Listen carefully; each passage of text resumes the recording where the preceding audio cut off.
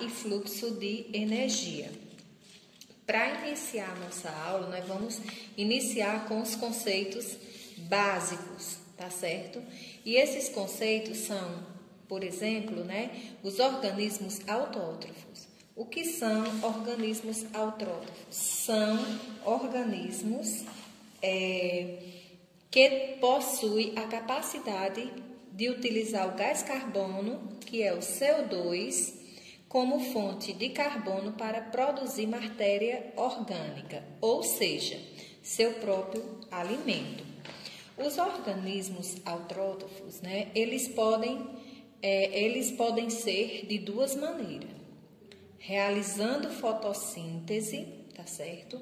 Que aí eles vão utilizar a energia da luz para converter o gás carbono em matéria orgânica, e os quimiossíntese, que eles vão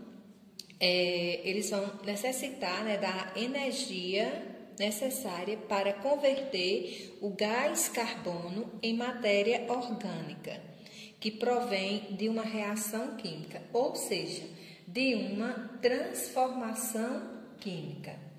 Bom, gente, como exemplo, nós temos aqui alguns organismos autrótrofos, que são as árvores, as algas pardas, as bromélias, as algas verdes, as algas unicelulares e as cianobactérias, mais conhecida como algas azuis. Temos também aqui uma importância grande dos autótrofos, que é como foi frisado, eles por serem capazes de produzir seu próprio alimento, sua matéria orgânica, eles são grandes produtores, tá certo, de nutrientes no nosso ecossistema.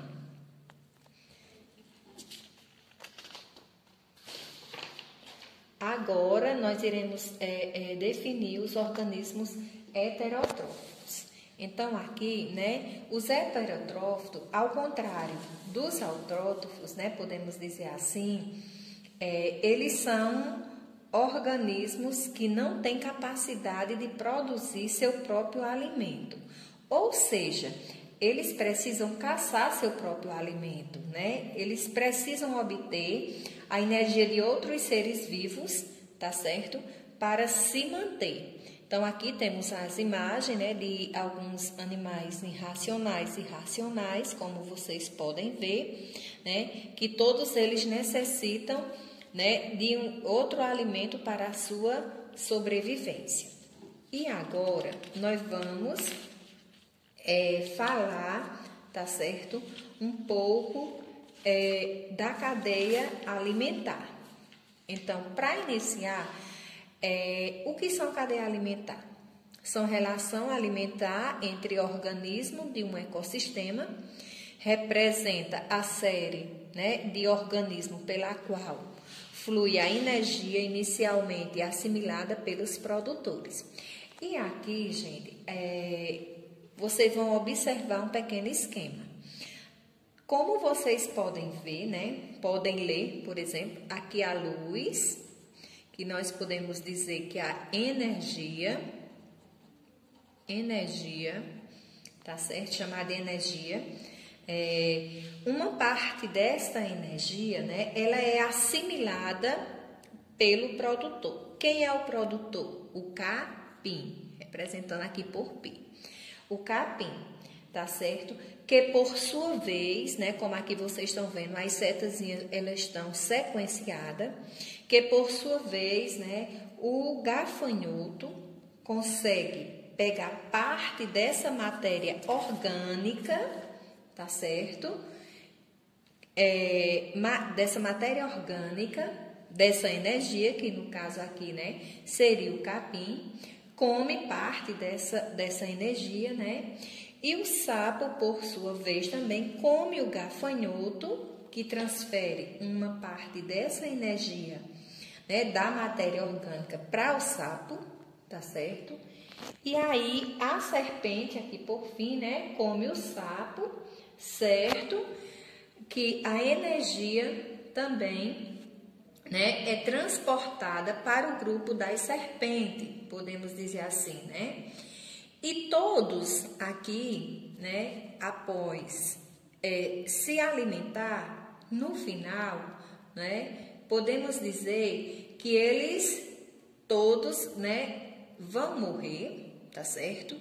E formar o quê? Os decompositores, tá certo? Que são os decompositores, que aí, né, está representado aqui pelas bactérias e pelos fungos. Então, gente, prestem atenção. O capim será o produtor, né? Ou seja, o ser autótrofo, que tem a capacidade de produzir seu próprio alimento. O gafanhoto aqui vai ser o consumidor primário. O sapo, o consumidor secundário. E a serpente, o consumidor terciário, tá certo? E, por fim, né, nós temos os decompositores, que é quando acontece, né, de todos morrer e vir a ficar, né, decompostos na natureza. Uma vez, tá certo, que na natureza, né, chega na natureza na forma de nutrientes, tá certo? E aí onde acontece todo o processo de quê? De reciclagem, podemos dizer assim, tá certo? Então, vamos para mais um conceito, tá certo? Que é sobre teia alimentar. Então, como eu posso diferenciar teia alimentar de cadeia alimentar? A teia alimentar, como vocês estão vendo, é um conjunto de várias cadeias alimentares do nosso ecossistema. Então, se você observar aqui esse esquema, tá certo? Aqui, seguindo essas setas, tem várias cadeias alimentares. Por exemplo, se eu seguir essa setazinha aqui dessa forma, até aqui, eu vou ter uma cadeia alimentar.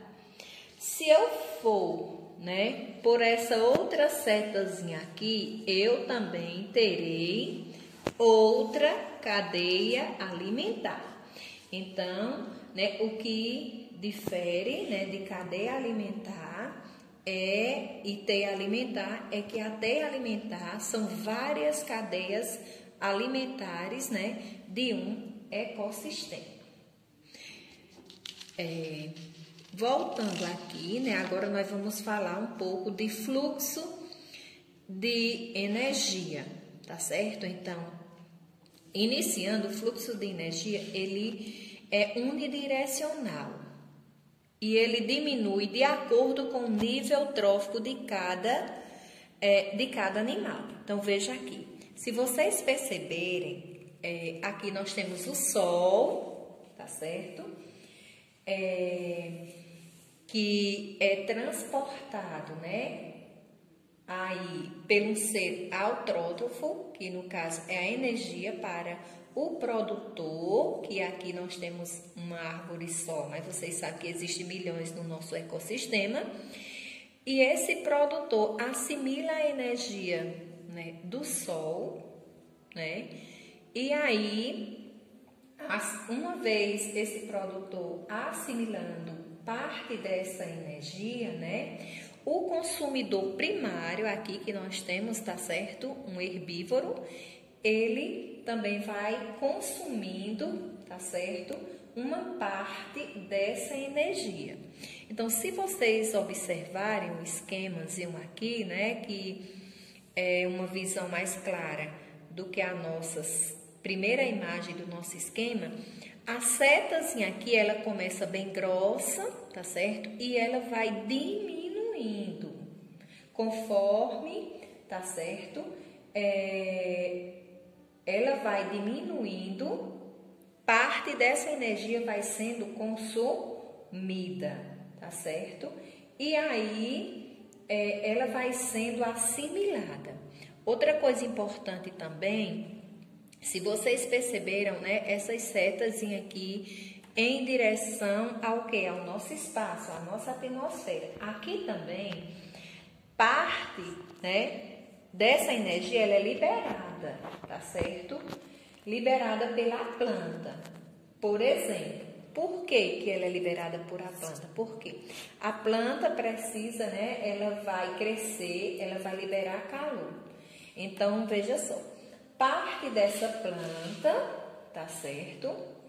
Dessa energia, aliás, ela não é transformada em matéria orgânica. Ela é liberada no espaço em forma de calor, por causa, né, do próprio metabolismo, podemos dizer assim. Para quê? Para que a planta cresça, tá certo? Se divida, enfim. Isso acontece, tá certo? Em todos os níveis tróficos, tá certo?